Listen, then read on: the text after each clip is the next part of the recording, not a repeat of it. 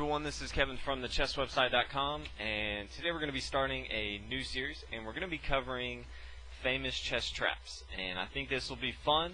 I enjoy chess traps, and I think people can learn from them, and at the same time make sure that they do not fall into any of the traps that we're going to go over. So, the first trap we're going to be going over today is the Kieninger Trap, and it derives from the Budapest Gambit, which is a gambit from black, which you don't often see since gambits are usually from the white side, but it starts off with pawn to d4, responded by black developing to knight f6, and white's going to continue pawn to c4, and black's going to offer up his pawn on e5, and this is the Budapest Gambit that we were talking about. And white's simply going to capture the pawn on e5, and black's going to continue with knight to g4.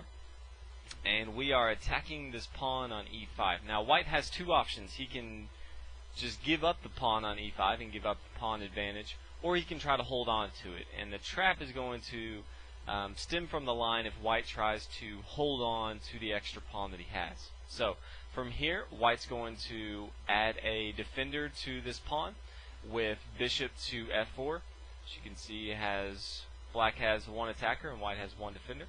And so black's going to continue his assault on the e5 pawn, developing his knight to c6 and adding another attacker. And white's going to continue with knight to f3, developing his knight, and at the same time adding an extra defender to the e5 pawn. And from here, black wants to bring his queen to e7, but he wants to get his bishop out first. You obviously don't want to block your bishop, so black's first move is going to be bishop to b4 check.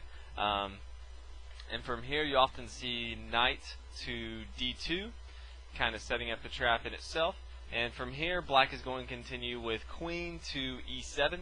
Obviously, as you can see now, we have three attackers on the e5 pawn, and white only has two defenders, so white's going to have to choose a different strategy. And from here a lot of times you'll see pawn to e3, basically attacking the bishop and trying to kick that out here.